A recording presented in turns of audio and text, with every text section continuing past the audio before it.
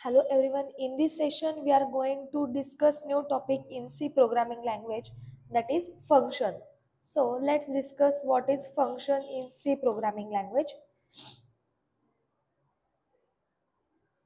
टॉपिकचं नाव आहे function. Functions in C programming language. तर बघा, what is function in C. तर सगळ्यात आधी function is derived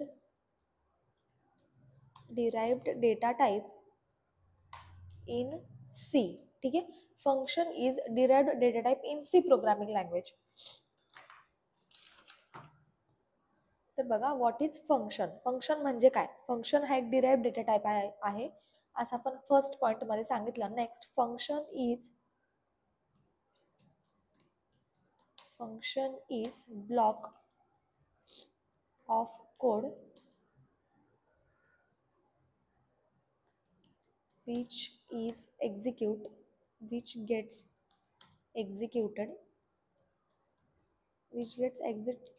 when it called. म्हणजे काय, तर बघा आपल्याला आपण फंक्शन जे असतं ना ते एक डिराइव्ड डेटा टाइप आहे. फंक्शन म्हणजे काय, block of code. Block of code म्हणजे काय, तर जे पण आपण या ब्लॉक मध्ये लिहू. Block starts with open close, starts with curly bracket and end with curly bracket. ठीक आहे, तर या ब्लॉक मध्ये आपण जे काही लिहू, ठीक आहे, या ब्लॉक मध्ये आपण जे काही लिहू तर ते एक्झिक्यूट होईल. ठीक आहे, एक्झिक्यूट होईल कधी, जेव्हा आपण ते कॉल करू. म्हणजे काय, जर आपण एखादं फंक्शन राईट केलं तर ते एक्झिक्यूट होणार नाही. एक्झिक्यूट होण्यासाठी आपल्याला त्याला कॉल करावं लागेल. ठीक आहे, तर ते प्रॅक्टिकली बघूच आपण कसं असतं. त्याच्या आधी थोडासा थिअरॉटिकल पार्ट कव्हर करू. ठीक आहे, block of code. Function is nothing but the block of code. Then next point बघू. Function is used to perform action.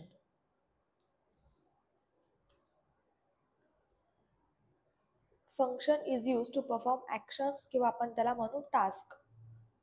ठीक आहे, फंक्शन म्हणजे काय, तर जेव्हा आपल्याला एखादा टास्क परफॉर्म करायचा असेल, की मला सपोज 2 नंबरची ॲडिशन करून हवी आहे, तर त्या केसमध्ये आपण काय यूज करणार आहोत, फंक्शन यूज करणार आहोत. आणि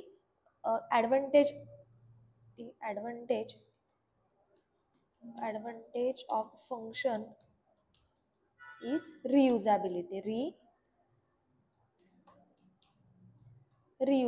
आता रियुजेबिलिटी म्हणजे काय, तर बघा, सपोज मी एखादं फंक्शन इथे राईट केलं.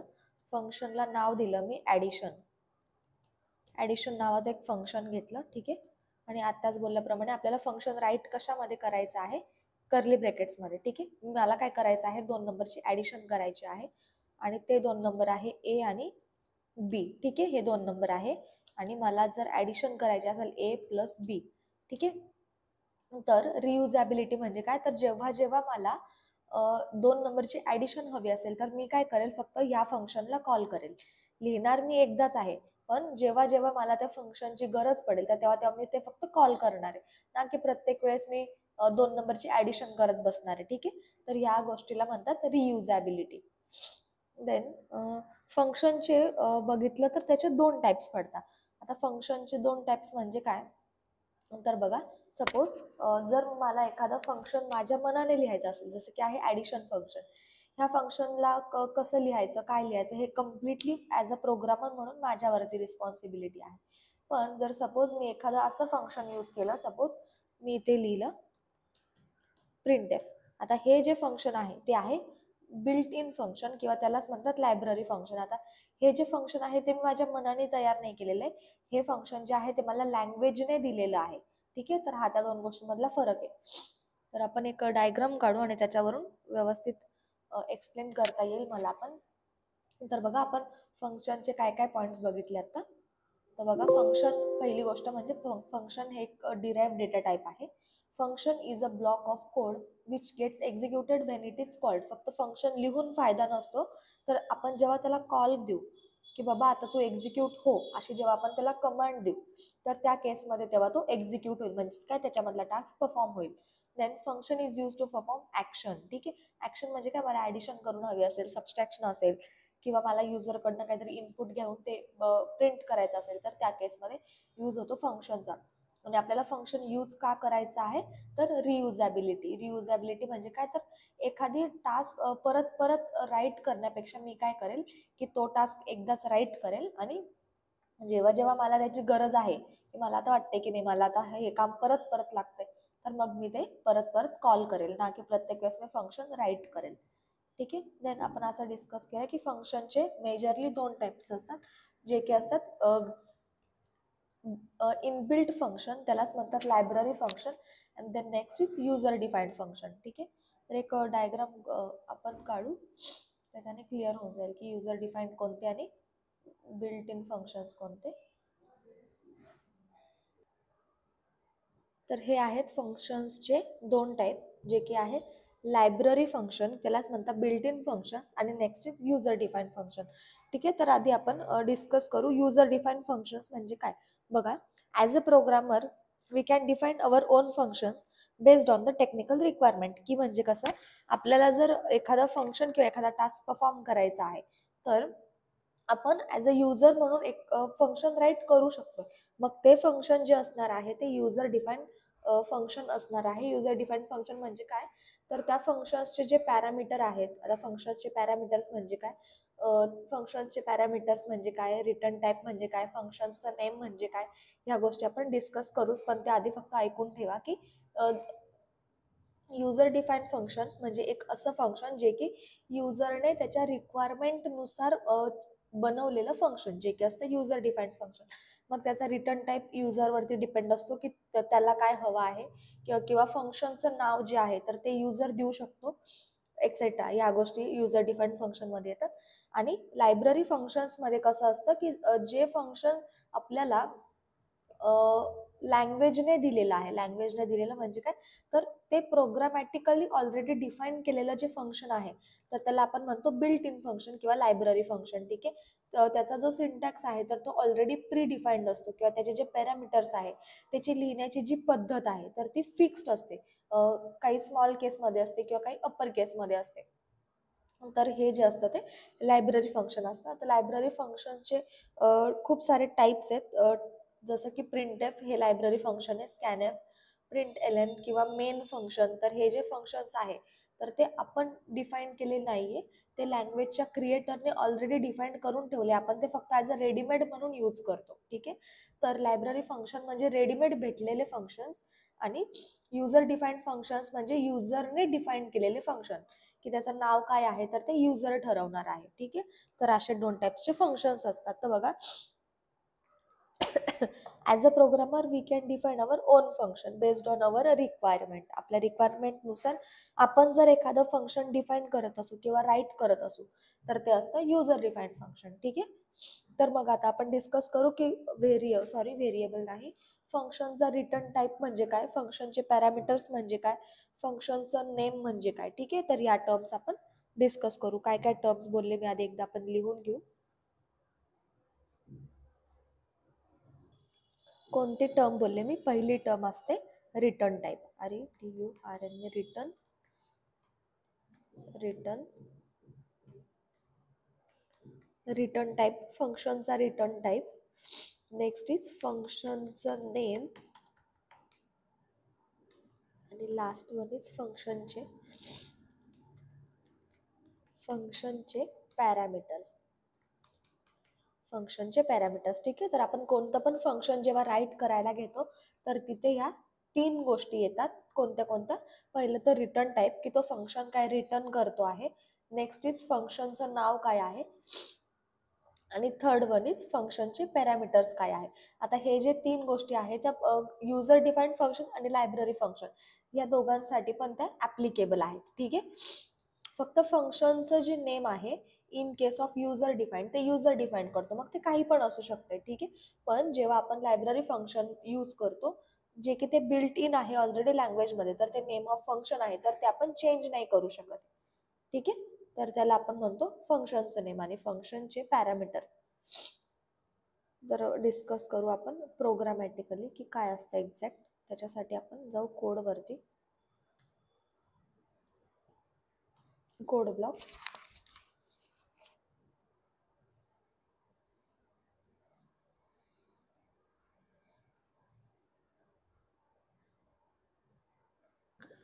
इकडे कोड ब्लॉकमध्ये येऊ, file, new file, empty file, इथे Ctrl+S करून function1.c नावाने आपण फाईल सेव्ह करू. ठीक आहे.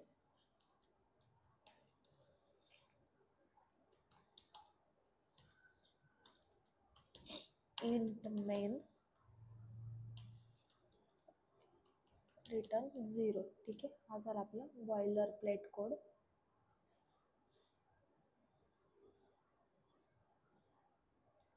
ओके, थोडं झूम इन करून ते व्यवस्थित दिसेल. ठीक आहे. तर बघा आता मी काय करते, मला एक असं फंक्शन लिहायचं आहे जे जे मला 2 नंबरची ॲडिशन करून देणार आहे. काय बोलली मी? 2 नंबरची ॲडिशन करून देणार आहे. तर आपण ते फंक्शन एकदा राईट करू, मग आपण डिस्कस करू की रिटर्न टाईप काय असतो, फंक्शनचं नेम काय असतं आणि पॅरामीटर्स काय असतात. ठीक आहे.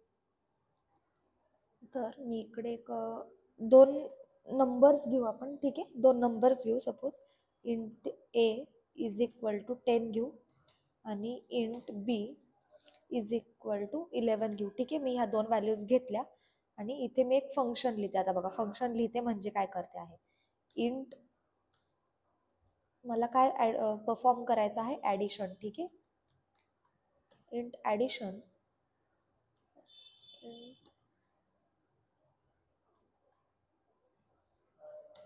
Int NO2. ठीक आहे. मी 2 नंबर घेतलेले आहे आणि मी इथे अजून एक तिसरा नंबर घेते, इंट ANS कशासाठी, तर ॲन्सरसाठी, जे माझा ॲन्सर येणार आहे त्याच्यासाठी.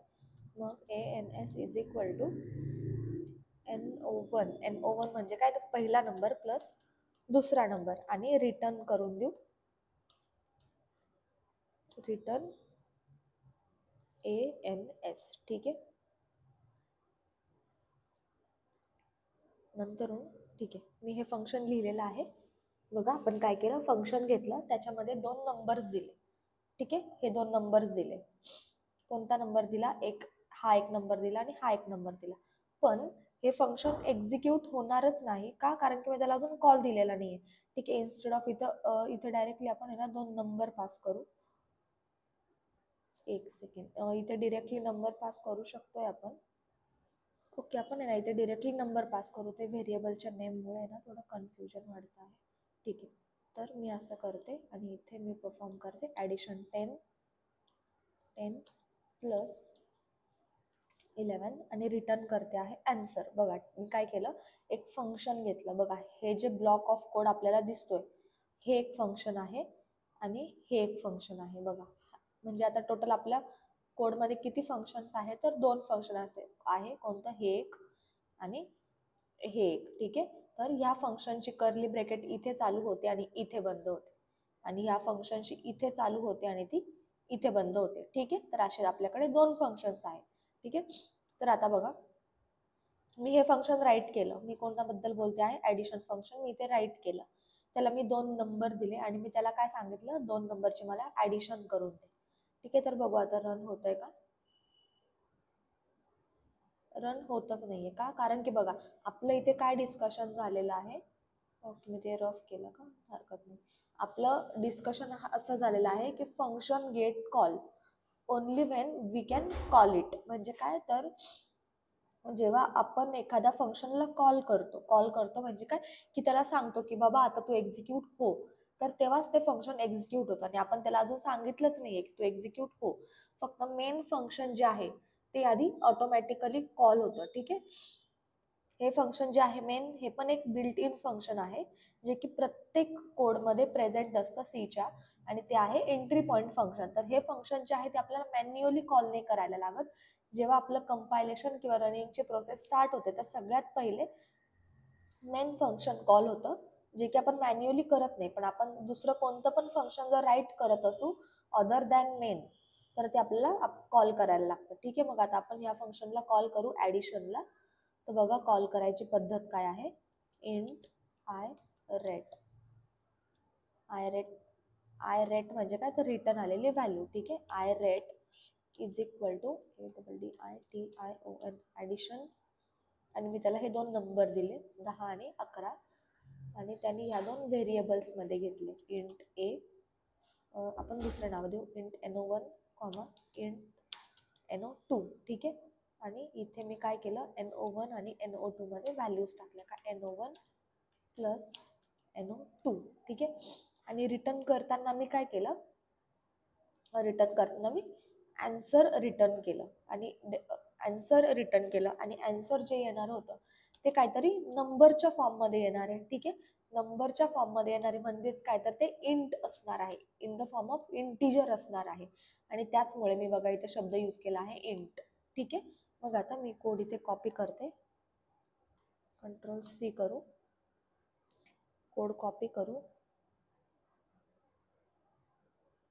आणि नवीन फाईल करून त्याच्यात कोडमध्ये आपण रिटर्न टाईप काय आहे, फंक्शन नेम काय आहे ते डिस्कस करू. ठीक आहे, पहिलं असतं रिटर्न टाईप.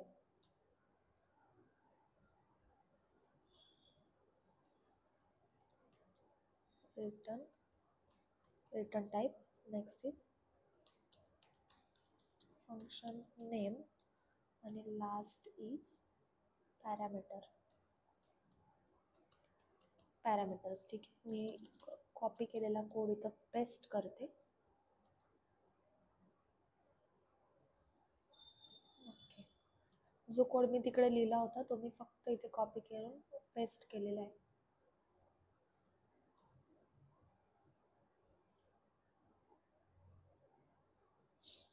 आता यातली आपण एक एक गोष्ट समजून घेऊ.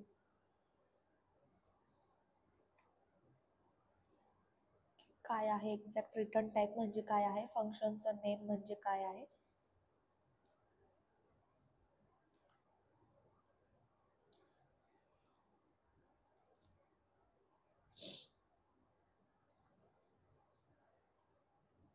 ओके, तर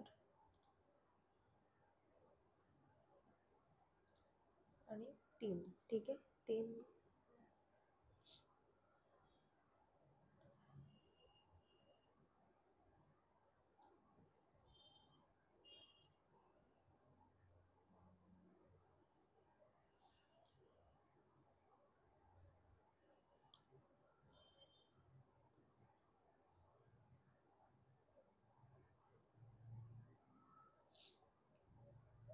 ही एक टर्म आहे आणि ही एक टर्म आहे. ठीक आहे, आणि ही एक टर्म आहे. ठीक आहे, मी इथले 2 स्लॅश आहेत तर ते रिमूव्ह करते, त्याचा काही यूजच नाही आहे इथे.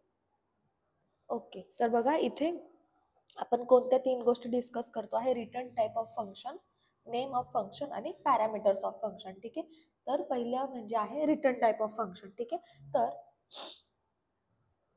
if the function is returning integer then we have to specify int, असं मी बोलले. ठीक आहे, म्हणजेच काय, जर माझं फंक्शन रिटर्न करणार असेल काय, इंटिजर. बघा आता ह्या केसमध्ये तो इंटिजर रिटर्न करतो आहे. आता इंटिजरच का रिटर्न करतो आहे, कारण की 2 नंबरची जर आपण ॲडिशन केली तर तो एक नंबर मला भेटणार आहे, आणि तो नंबरच मला रिटर्न मध्ये हवा आहे, म्हणून मी तर रिटर्न टाईप दिला त्याचा इंट म्हणून. ठीक आहे, आणि इथे रिटर्न टाईप दिला इंट म्हणून इथं मी एक रिटर्नचं स्टेटमेंट टाकलं, बघितलं का. ओके, तर इथे मी काय बोलली, इथे जर मी इंट दिला असेल तर मला रिटर्न करताना पण इंटिजरच करावं लागेल. ठीक आहे, तर याला म्हणतात की रिटर्न टाईप. रिटर्न टाईप म्हणजे काय, तर आपलं फंक्शन काय रिटर्न करत आहे, आपलं फंक्शन इंटिजर रिटर्न करत आहे की काहीतरी कॅरेक्टर रिटर्न करत आहे, की ते फंक्शन काहीच रिटर्न करत नाहीये. जेव्हा माझं फंक्शन काहीच रिटर्न करत नाही तर तेव्हा आपण त्याला रिटर्न टाईप देतो व्हॉइड.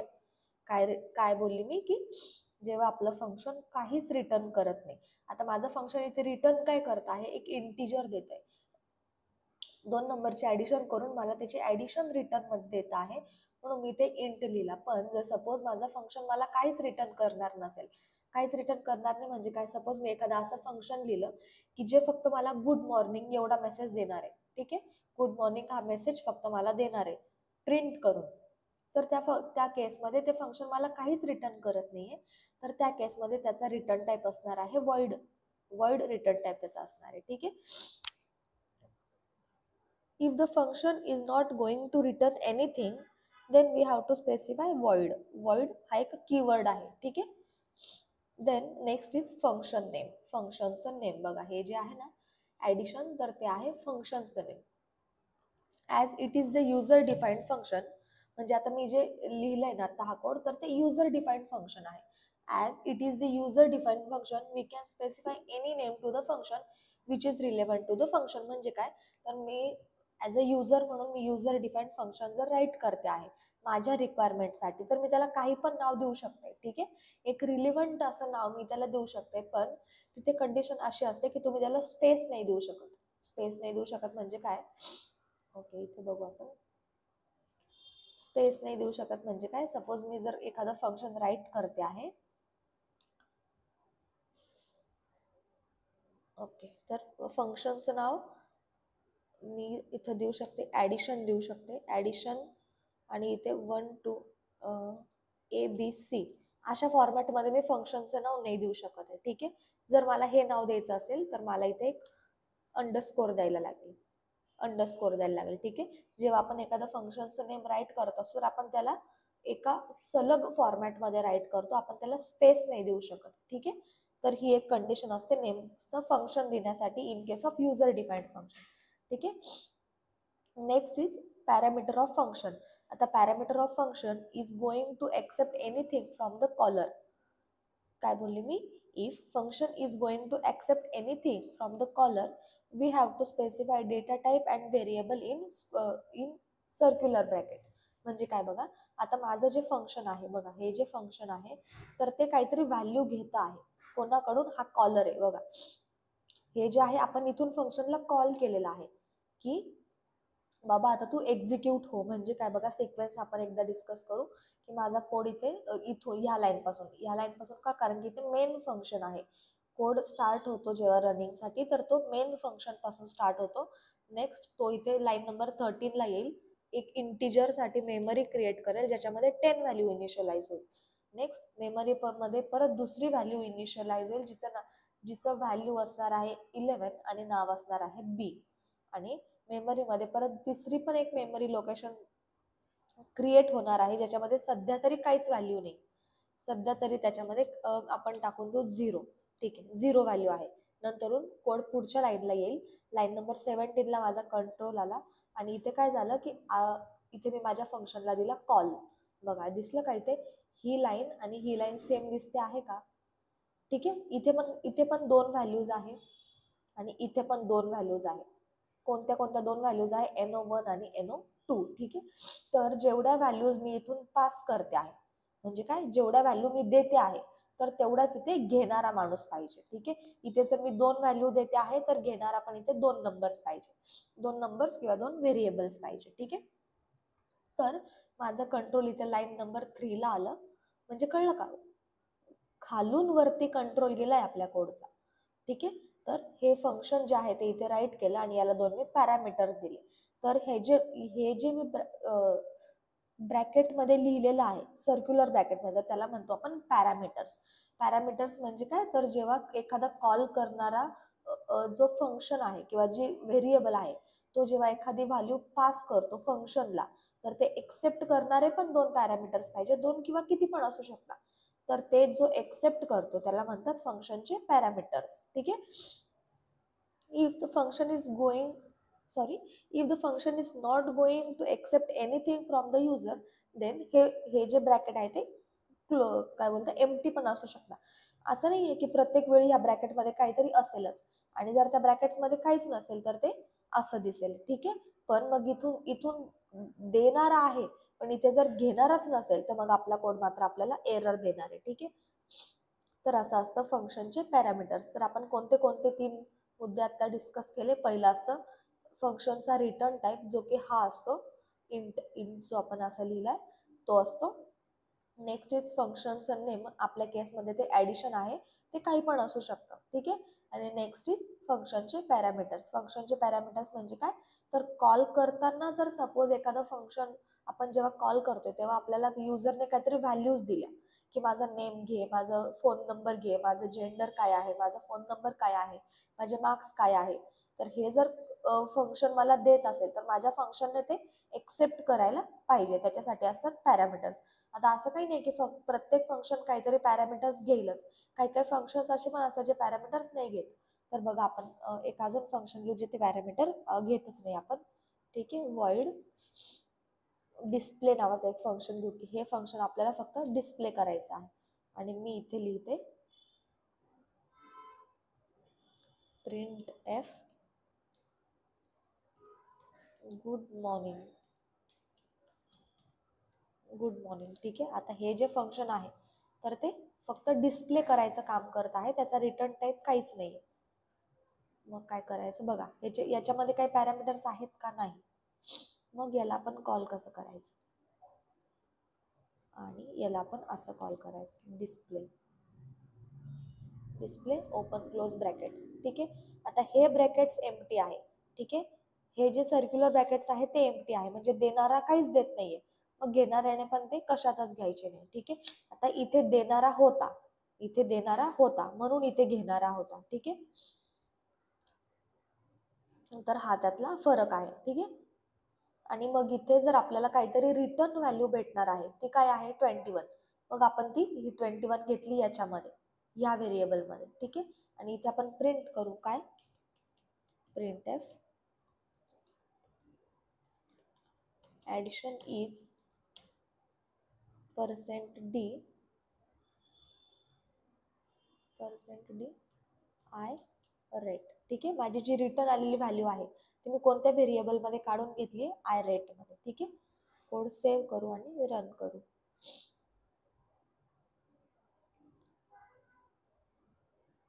काय झालं, कोड रन करून बघू. ओके, इथे माझं सेमीकोलन राहिला आहे.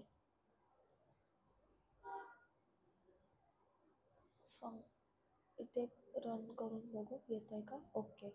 ॲडिशन इज 21 आणि गुड मॉर्निंग आपल्याला दोन्ही पण मेसेज प्रिंट झाले आहे. तर आपण एक पॉईंट असा डिस्कस केला की माझं फंक्शन जर मी कॉलच केलं नाही तर ते एक्झिक्यूटच होणार नाही. तर ते खरं आहे का बघू. मी इथे एक फंक्शन तर राईट केलेलं आहे ज्याचं नाव आहे डिस्प्ले फंक्शन. ठीक आहे.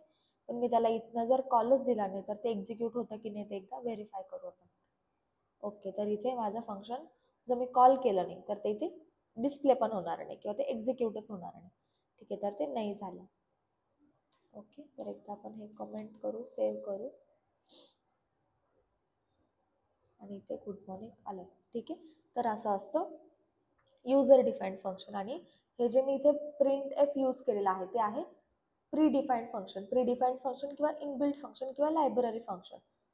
ठीक आहे. आता लायब्ररी फंक्शन का बरं, कारण की मला जर एखादं फंक्शन यूज करायचं असेल तर मला त्याच्यासाठी स्पेसिफिक लायब्ररी माझ्या कोडमध्ये लिहायला लागते, जी की आपण इथे लिहिली बघा ही. तर ह्या लायब्ररीमुळे मी हे फंक्शन यूज करू शकते आहे. ठीक आहे. तर याला म्हणायचं लायब्ररी फंक्शन किंवा बिल्ट इन फंक्शन. ठीक आहे.